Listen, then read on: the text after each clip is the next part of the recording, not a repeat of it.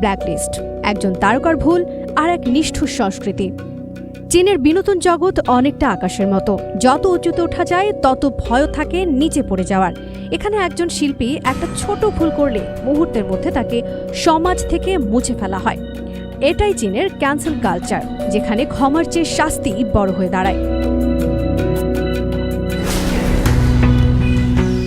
Zhang সিহান, এক ছবিতে শেষ হয়ে যাওয়া ক্যারিয়ার। ঝাং সিহান ছিলেন উদীয়মান তারকা, অভিনয়, জনপ্রিয়তা সবই ঠিকঠাক চলছিল। কিন্তু 2018 সালে তিনি জাপানের ইয়াসুকুনি শ্রাইনের পাশে কিছু ছবি তুলেছিলেন। তখন কেউ তেমন গুরুত্ব দেয়নি, কিন্তু 3 বছর পর 2021 সালে সেই ছবিগুলো আবার ভাইরাল হয়। নেটিজেনরা তাকে দেশবিরোধী বলে অভিযুক্ত করে, কারণ ওই মন্দিরে দ্বিতীয় বিশ্বযুদ্ধে চীনের বিরুদ্ধে যুদ্ধ করা সৈন্যদের স্মরণ করা হয়। যদিও ঝাং সিহান বলেছিলেন এটা তার অজান্তে ভুল হয়েছিল, তবু তাকে কেউ শুনল না। ব্র্যান্ড চুক্তি বাতিল হলো, সোশ্যাল মিডিয়া অ্যাকাউন্ট নিয়ন্ত্রণে নেওয়া হলো, এমনকি তার অভিনীত ড্রামাগুলো সরিয়ে ফেলা হলো। একটা ছবির কারণে তার পুরো ক্যারিয়ার প্রায় শেষ।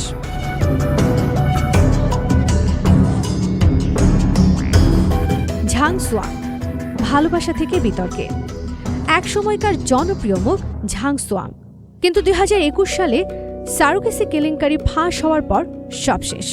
তিনি বিদেশে সারোগেসির মাধ্যমে 2 সন্তানের জন্ম দেন, কিন্তু সম্পর্ক ভেঙে গেলে সন্তানদের দায়িত্ব নিতে চাননি। এই খবর প্রকাশ হতেই চীন জুড়ে তীব্র সমালোচনা শুরু হয়। সব বিজ্ঞাপন বাতিল, ড্রামা সরিয়ে ফেলা, এমনকি তার নামও টিভি থেকে নিষিদ্ধ করা হয়। ক্রিস উ, আইডল থেকে অপরাধী।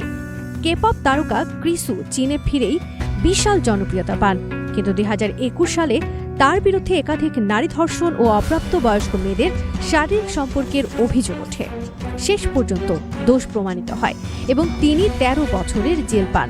তার গান, ভিডিও, সোশ্যাল মিডিয়া সবকিছু মুছে ফেলা হয়। চীনে তার নাম উচ্চারণ করাও যেন এখন নিষিদ্ধ। ডেংলুন, করের খেলায় হেরে যাওয়া নায়ক। জনপ্রিয় অভিনেতা ডেংলুন ট্যাক্স ফাঁকির অভিযোগে ধরা পড়েন 2022 সালে।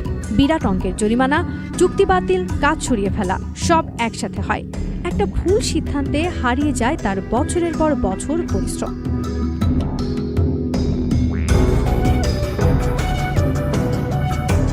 ফ্যান বিংবিং, নিখোঁজ তারকার রহস্য।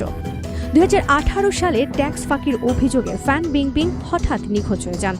মাসের পর মাস কেউ জানত না তিনি কোথায়। পরে জরিমানা দিয়ে ফিরে এলেও আগের জায়গায় আর কখনো ফিরতে পারেননি। চীনে তিনি এখনো এক সতর্কবার্তা, ভুল করো না, নইলে হারিয়ে যাবে সব।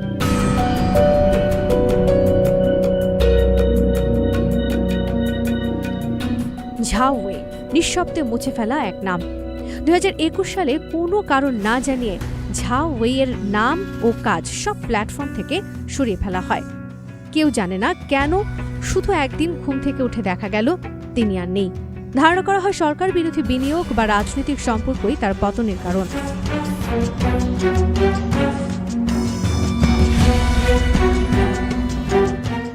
শেষ কথা, ক্যান্সেল কালচার হয়তো ন্যায় বিচারের নামে শুরু হয়েছিল, কিন্তু সময়ের সাথে সেটা হয়ে উঠেছে ভয়ঙ্কর এক অস্ত্র। একজন শিল্পী ভুল করলে অবশ্যই শাস্তি পাওয়া উচিত, কিন্তু তার আর্ট, তার প্রতিভা, তার পরিশ্রম সবকিছু মুছে ফেলা কি ন্যায়সঙ্গত?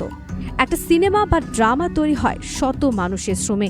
একজনের ভুলে যদি পুরো কাজটাই মুছে ফেলা হয়, তাহলে বাকি সবাইও কি অন্যায়ভাবে শাস্তি পায় না? মানুষ ভুল করে, আর ভুল থেকে শিখে বড় হয়। কিন্তু যদি একবার ভুলেই পুরো জীবন শেষ হয়ে যায়, তাহলে সংশোধনের সুযোগই বা কোথায়? একজন শিল্পীর ব্যক্তিগত ভুলের কারণে তার শিল্পকেও কি শাস্তি দেওয়া ঠিক? কমেন্টে জানাও তোমার মতামত।